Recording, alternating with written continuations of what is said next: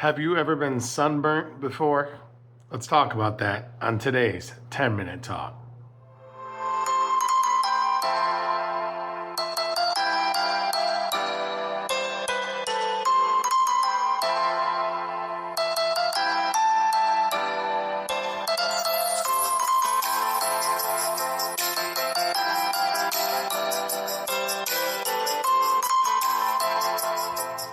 Hey, good morning, everybody, and welcome to today's 10-Minute Talk. My name is Pastor Jay Wentworth, and I have the privilege of being the lead pastor here at Spirit Alive Church in Yakima, Washington. So, if you couldn't tell, my face and my head especially got a little toasty yesterday, standing outside and interacting with the over 300 people who came to our extravaganza event. So that was really, really exciting and a good reason to get sunburned.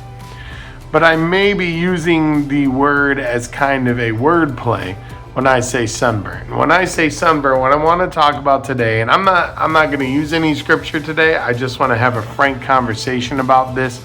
I think part 2 of this is going to have some scripture. But I want to talk about people who have been burnt by the church. And they feel a lot of times as if they've been burnt by Jesus himself. And so because I have experience in this situation, I want to make sure everybody understands, if you're a believer listening to this, this is a very sensitive topic. If you've never experienced church hurt, if you've never experienced being burnt by the church, it is hard to understand, or know somebody closely who has. It is hard to understand what that can do to your psyche.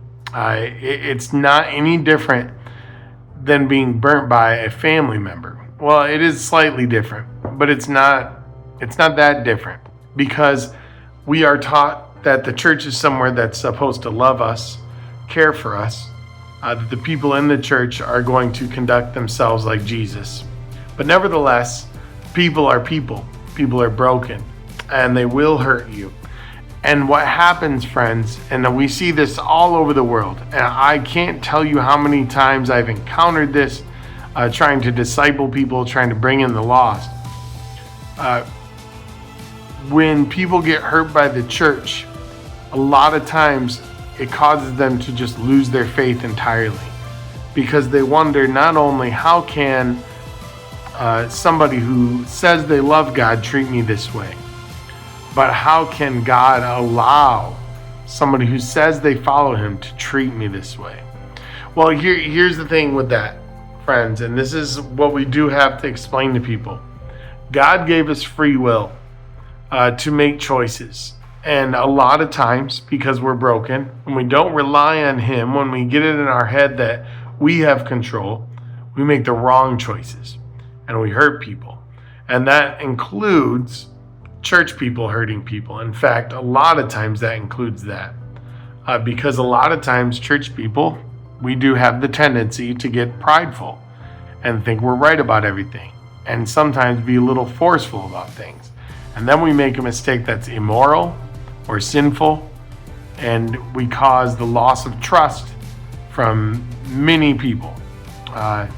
And a lot of times this happens to young people. And there are some extreme situations, which I won't go into today, that can cause even further damage, and even legal damage, and emotional damage and trauma. But friends, here's what I want to caution us with. And I'm talking mostly to Christians here. Obviously, if you're not a believer, I want you to still listen to this, because I want you to understand this perspective. We cannot, and this is what I see happening, friends, we cannot dismiss church hurt as if you don't understand why this person would think that way. When all of us know very well why they feel the way they feel, why they think the way they think. And in many times, we cannot even blame the person who's suffered that church hurt for not wanting to come back to the church. That a religious person at some point in their life has caused them an extreme amount of trauma and dismay and confusion.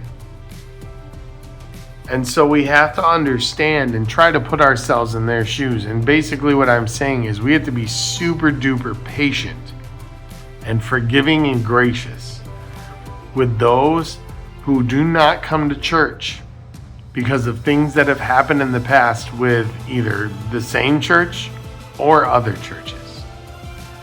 We have to have compassion on those people.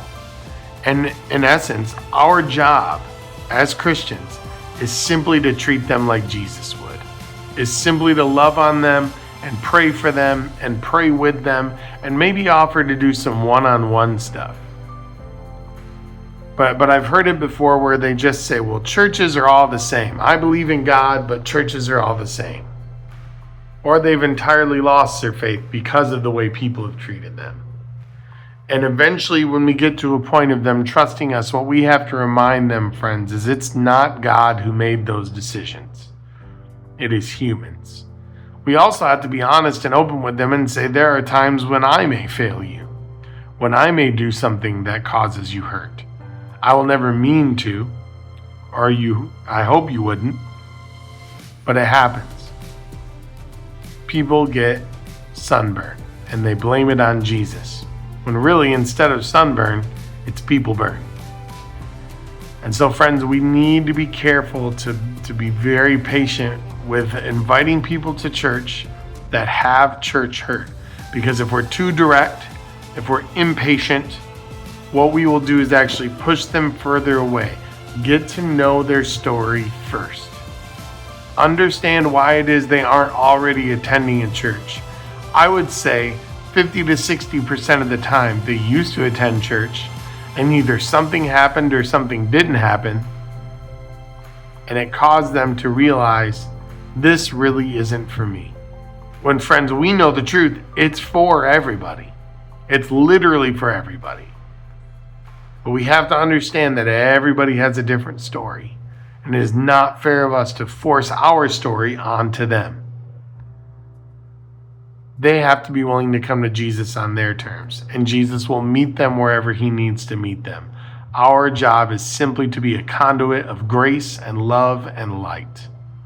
So do your best to do that this week as we go out and invite people to Easter service. It's super duper exciting to be able to do that. But remember, for some people, even the word church service, the term church service, carries a bundle of trauma. Be patient, have faith, treat people like Jesus. Have a great week this week, friends, and we will see you at Good Friday service at 7 p.m. or at Easter service on Sunday at 10:30 a.m. Bye-bye.